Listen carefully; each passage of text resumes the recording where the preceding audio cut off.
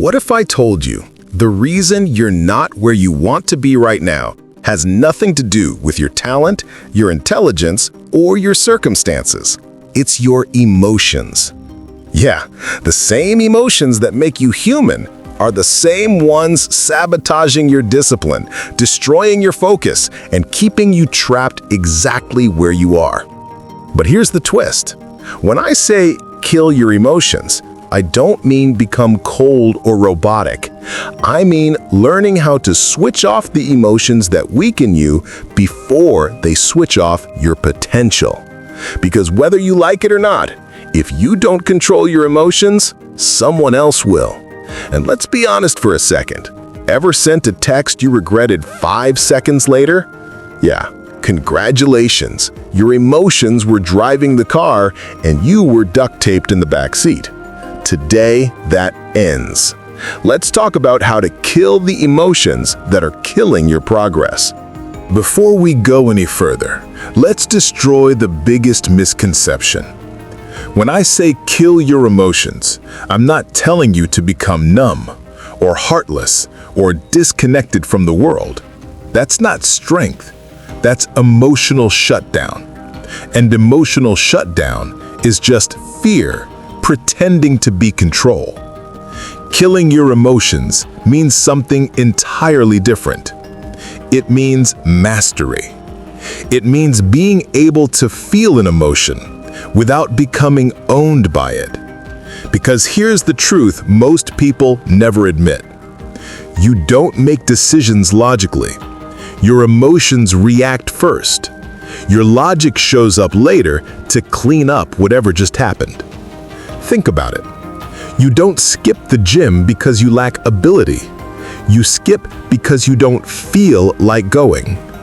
You don't procrastinate because the task is impossible. You procrastinate because it feels uncomfortable. You don't quit because the path is wrong. You quit because it feels easier than pushing through. Your life is being shaped not by circumstances, but by emotional impulses firing faster than your awareness. And if you don't control them, they will control you. This is why I say emotions are like apps constantly running in the background. Half of them, you never opened, but they drain you anyway. Stress, running. Insecurity, running. Overthinking, running. Fear, always running. And just like a phone slows down when too many apps are open, your life slows down when too many emotions run unchecked. But here's the part most people never notice. Some emotions don't just drain your energy. They quietly rewrite your decisions, your habits, your identity. And there's one specific emotion, a silent one, that destroys more dreams than failure ever could. We'll get to that soon. For now, understand this. Killing your emotions means shutting down the ones that sabotage you, so the ones that strengthen you can finally take over. It's not about becoming emotionless. It's about becoming emotion-proof. Let's zoom in on something most people never think about. Every second of your life, your brain is in a silent tug-of-war between what you want long-term and what your emotions want right now. And here's the uncomfortable truth. Your emotions win most of the time. Why? Because your brain wasn't built for goals, discipline, or success. It was built for survival. And survival depends on emotions firing faster than logic. Let me give you an example. You're about to work on your biggest goal, and suddenly you feel tired. Not physically, emotionally. Your brain says, let's relax, let's save energy, let's avoid stress. Congratulations, your survival brain just convinced you that discomfort equals danger. It's the same reason soldiers are trained to override emotion, because emotions are reflexes, not decisions. And here's the twist most people don't know. Your emotional brain makes a choice in 0.2 seconds. Your logical brain needs half a second just to show up. You're literally being outpaced by your own biology. Let's break down the 3 main emotional drivers sabotaging you. Fear doesn't yell. Fear whispers. It sneaks in as small hesitations, small delays, small excuses. Start tomorrow. You're not ready. What if it goes wrong? What will people think? Fear's job is to protect you from threats. But here's the problem. Your brain can't tell the difference between a predator chasing you and a goal that intimidates you. Both trigger the same emotional response.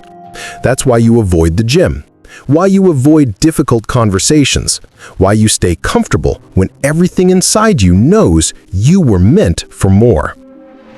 Impulsivity is dopamine's favorite assistant. Dopamine doesn't care about success. It cares about immediate reward. And your environment is loaded with traps engineered to exploit it. Notifications, videos, endless scrolling, quick comfort, quick pleasure.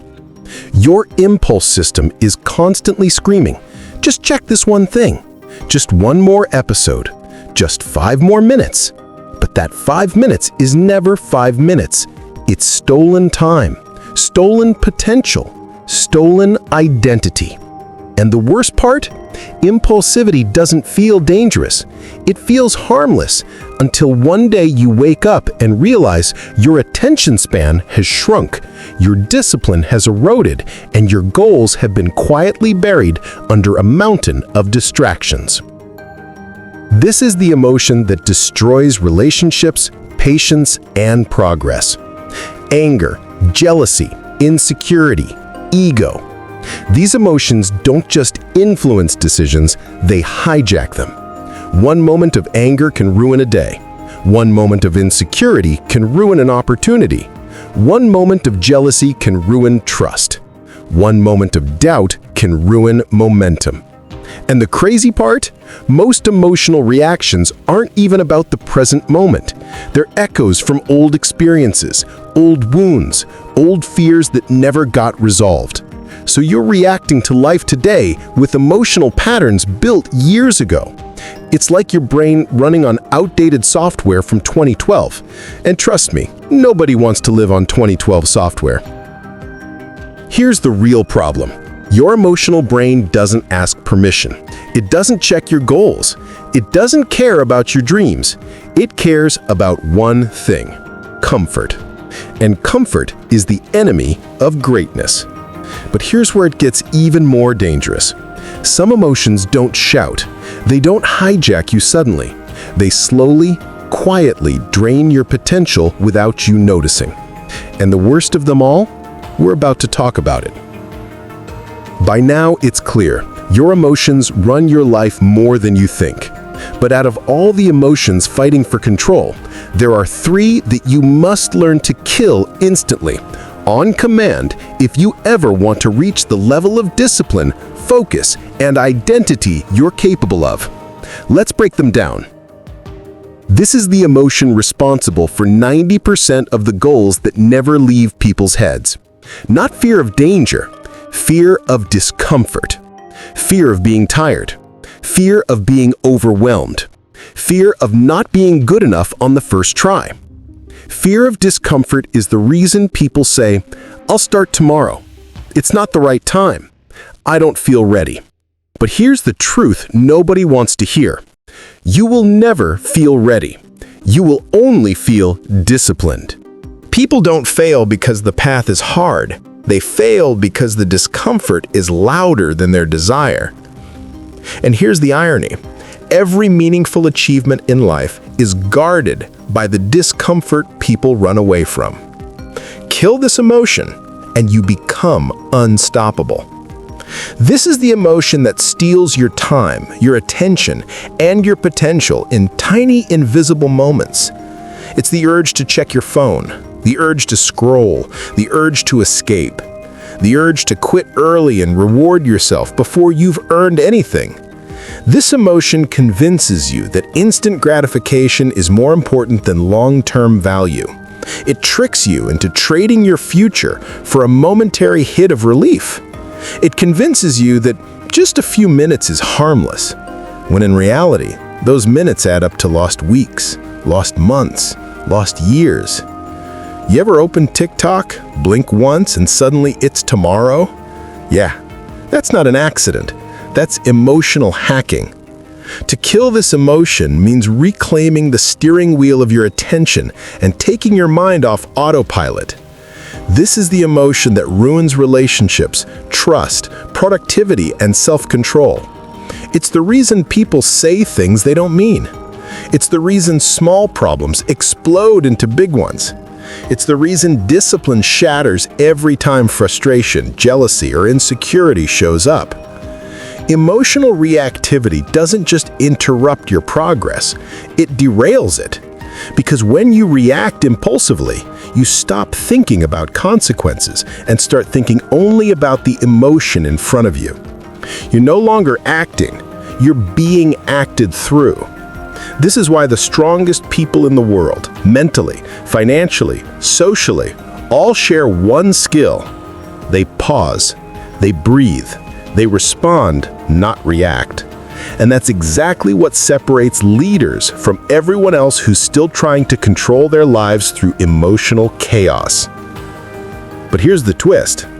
There's one more emotion, a hidden one, more destructive than fear, impulsivity, or reactivity combined. Most people don't even know it's running their life. And that emotion is responsible for more lost potential than failure or rejection ever will. Let's talk about it. Among all the emotions that sabotage your potential, there is one that almost nobody recognizes because it doesn't feel bad. It doesn't feel chaotic. It doesn't feel destructive. It feels comforting.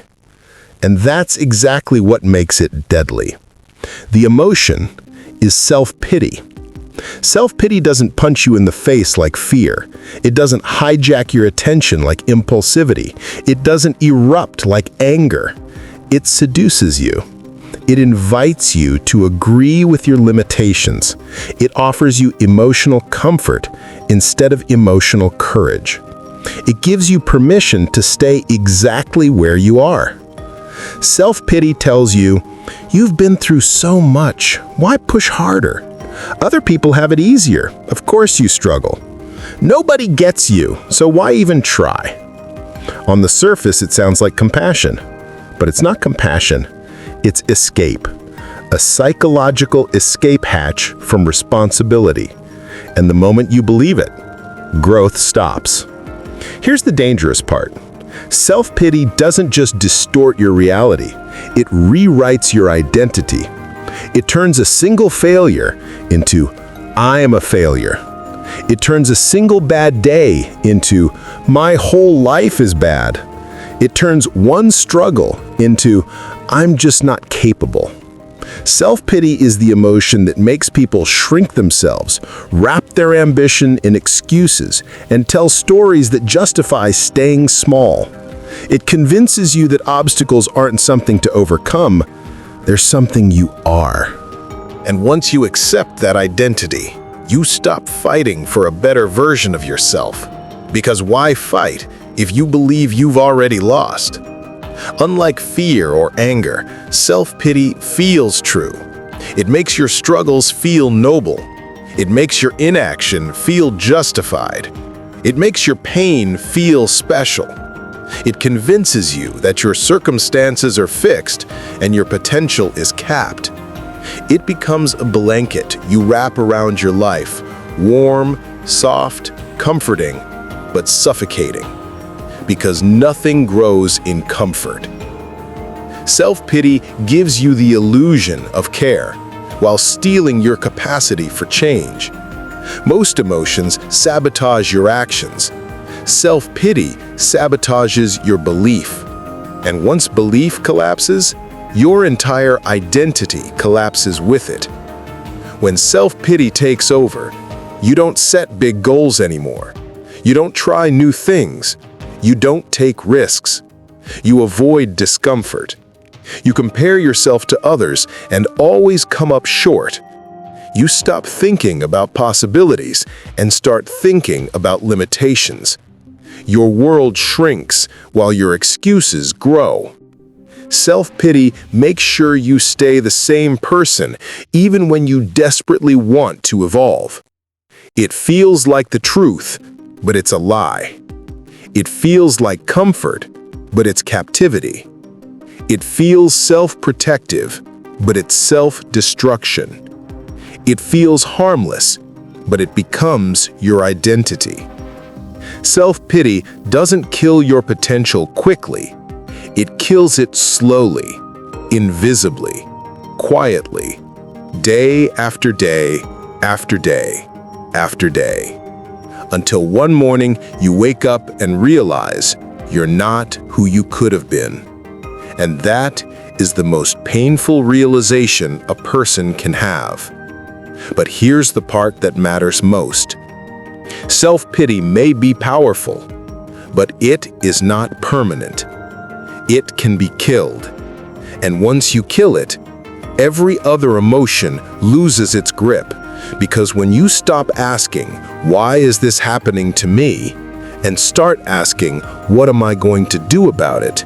you take back control. Your identity changes. Your mindset changes. Your life changes.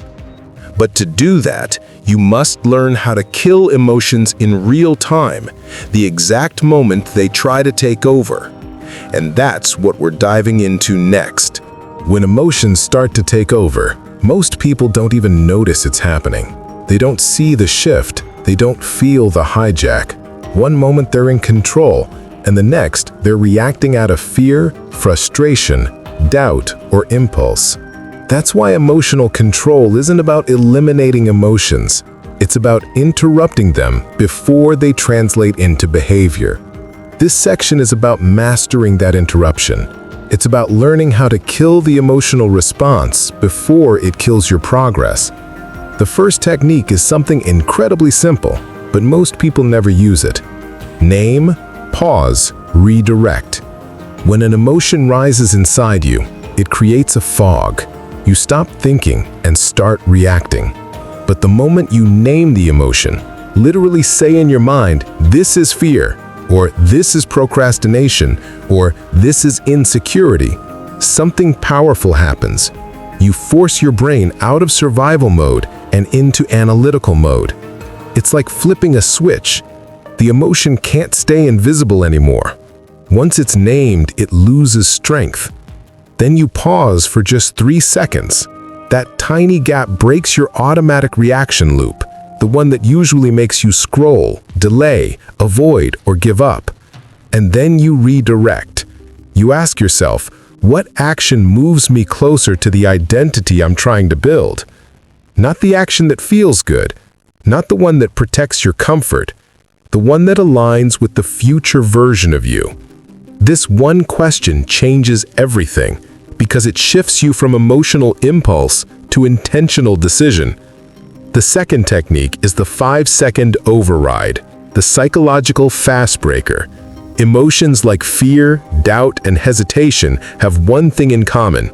They require time to grow. The more you think about doing something, the smaller your desire becomes, and the louder your emotions get. That's why highly disciplined people act quickly. When you know what you should do, you count down from 5, slowly, intentionally. And when you hit 1, you move. You stand up, you start the task, you send the message, you walk toward the thing you are avoiding. You override your emotional brain by forcing your body to move before fear finishes its sentence. And yes, your brain will scream, "No, not now, not today." Ignore it. Your brain complains about everything that matters. Action kills emotion faster than emotion kills action. Then there's the third technique, the one most people resist because it's uncomfortable, but incredibly powerful. Opposite action.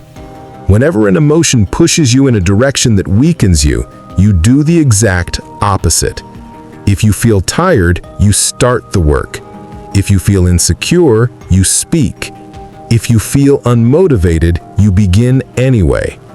If you feel fear, you walk straight into the thing you're afraid of. This technique works because your brain rewires itself based on behavior, not thoughts. Every time you act against an emotion, you teach your mind a new rule. I am not controlled by my feelings. My feelings are controlled by me. And the more often you do this, the faster your emotional weakness transforms into emotional strength.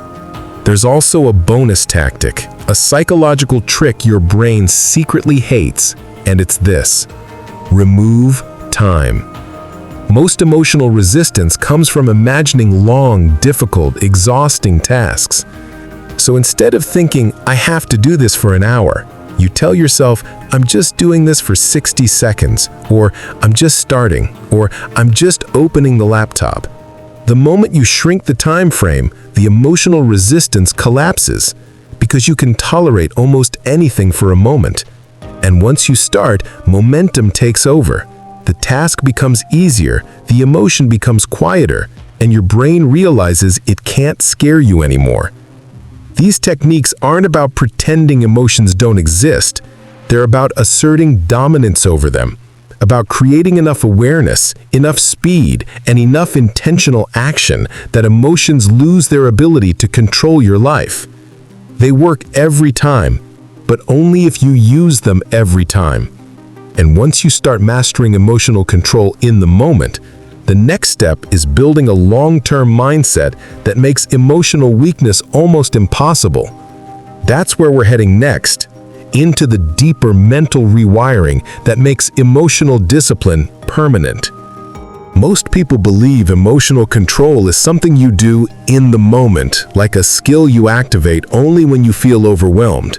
But the people who truly dominate life, those who achieve consistency, discipline, and long-term success, don't depend on moment-to-moment emotional willpower. They build a mind that's naturally immune to emotional chaos, a mind that doesn't panic, a mind that doesn't crumble, a mind that doesn't need perfect circumstances to act. This is the unemotional mindset, not a cold mind, not a robotic mind, but a mind that refuses to negotiate with feelings that sabotage long-term goals. The foundation of this mindset begins with one powerful truth: you are not your emotions. Most people grow up believing the opposite. They treat emotions as facts, as identity, as commands. If they feel tired, they act tired. If they feel insecure, they shrink. If they feel fear, they run. If they feel overwhelmed, they quit. But emotions are nothing more than momentary chemical reactions. They spike, they fade, they rise, they fall. They feel important only because they are loud, not because they are right. The moment you understand this, the moment you stop confusing your emotional experience with your actual identity, everything changes. You stop being controlled by the waves and you become the ocean that holds them. The unemotional mindset replaces emotional obedience with emotional observation. Instead of reacting instantly to everything you feel, you start watching your emotions like someone watching a movie. You notice the frustration without snapping. You feel the fear without running. You sense the laziness without surrendering to it. You become aware without becoming controlled. And awareness is the first step towards power. But emotional neutrality isn't passive. It requires an active, disciplined identity that says, I do what needs to be done regardless of how I feel. This is the identity of athletes who show up even when they're exhausted, the identity of entrepreneurs who work through doubt and uncertainty, the identity of students who study even when their motivation is dead. It's the identity of people who understand that emotions can exist, but they don't get to vote. The next layer of the unemotional mindset is mental distancing. This means creating space between the feeling and the reaction. That tiny space, just a few seconds, gives you the power to choose action instead of impulse. Instead of saying, "I feel angry, therefore I react," you shift to, "I feel anger, and now I decide what to do with it." The same is true for fear, insecurity, jealousy, distraction, comfort cravings. The moment you insert choice between emotion and action, you become mentally untouchable. But here's the part everyone gets wrong. This mindset isn't created in one moment, it's built through repetition. Your brain rewires not through one act of discipline, but through dozens, hundreds, tiny acts stacked over time.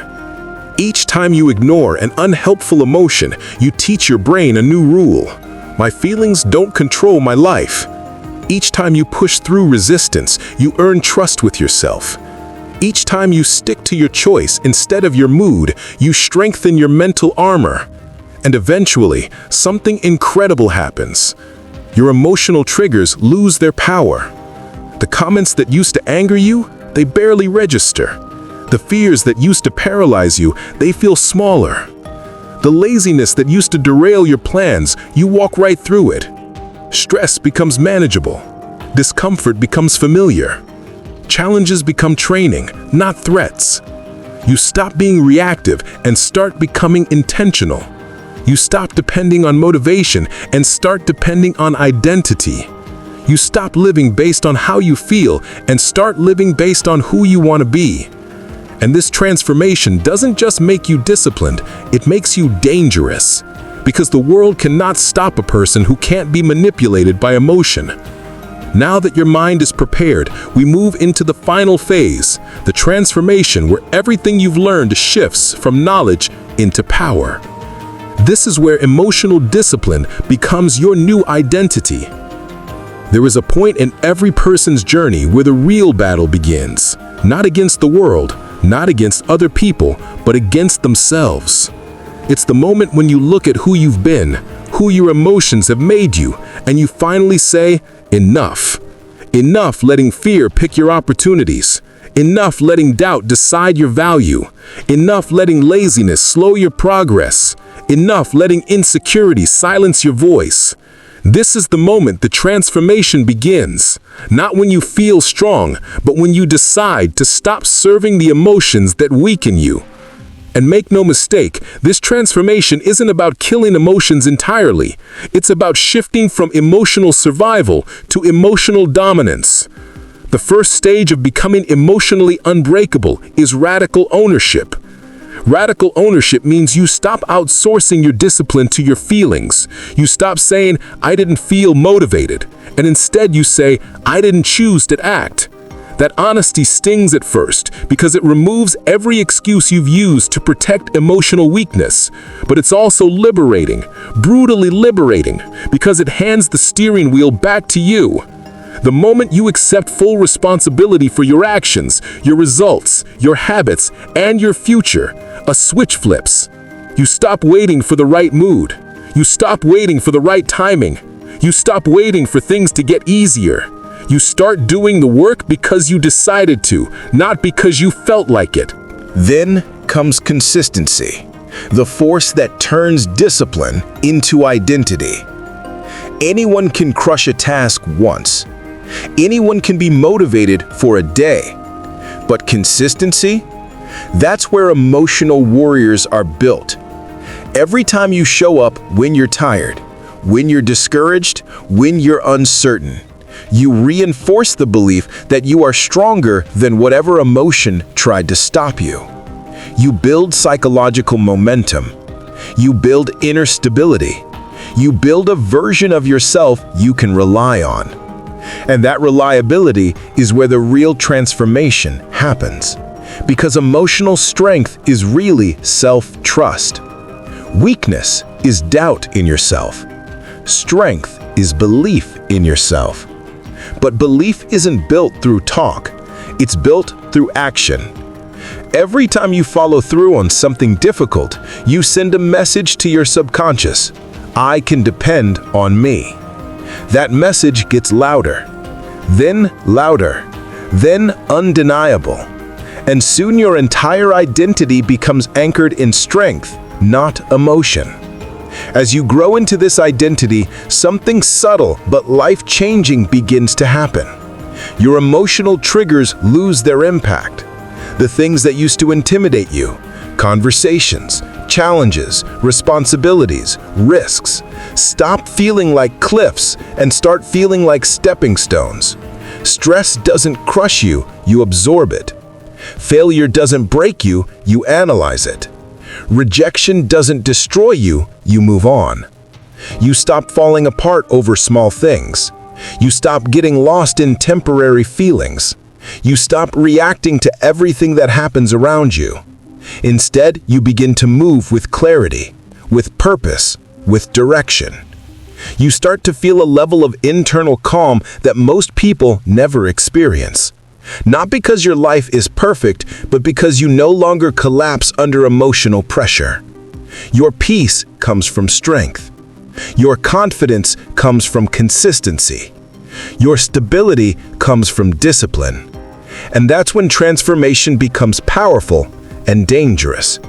Because once you are no longer moved by fear, no longer delayed by doubt, no longer manipulated by your own impulses, the world loses its leverage over you. People can criticize you and you remain steady. Life can throw chaos at you and you stay focused. Your emotions can flare up and you still choose the right action. Nothing breaks you. Nothing derails you. Nothing stops you. This is emotional freedom. Not the absence of emotion, but the mastery of it. This is what it means to be emotionally unbreakable. And here's the truth that should ignite every part of your being. This version of you already exists. It's not distant. It's not hypothetical. It's waiting behind a single decision. The decision to stop letting emotions write your story and start letting identity write it instead. Your next chapter isn't controlled by how you feel. It's controlled by who you decide to become. And the world bends for the person who cannot be moved. If you made it to this moment, you already know something about yourself. You're not here by accident. You're not watching this because you're weak. You're here because a part of you knows you were never meant to be controlled by your emotions. You were meant to control them. Today wasn't just a video. It was a decision point. You've seen what emotional weakness looks like. You've seen what emotional strength feels like. And now you choose which path you walk from this moment forward. Because nothing, and I mean nothing, is more powerful than the person who does what must be done, even when they don't feel like it. Remember this. Your emotions will try to rise again tomorrow. Fear will try to whisper. Doubt will try to follow you. Comfort will try to pull you back into who you used to be. But now you know the truth. You know how to pause, how to redirect, how to take action, how to detach, how to stand firm, and how to build a mindset that nothing can break. So here's your final challenge, your call to action. Pick one area of your life where your emotions have been controlling you and reclaim it today. Not next week, not when you feel ready. Today. Send that message. Start that project. Cut that habit. Go to the gym. Study. Work. Move. Act. Even one disciplined action today can shift the trajectory of your entire life. And if this video lit something inside you, if it woke up the part of you that's been silent for too long, then hit subscribe, because this channel isn't just entertainment. It's training. It's discipline. It's evolution. And I promise you this, if you stay with me, you will not be the same person a year from now. Take control. Kill the emotions that hold you back. Become the version of yourself that fear can't touch and doubt can't stop. This is your moment. Don't waste it. I'll see you in the next video.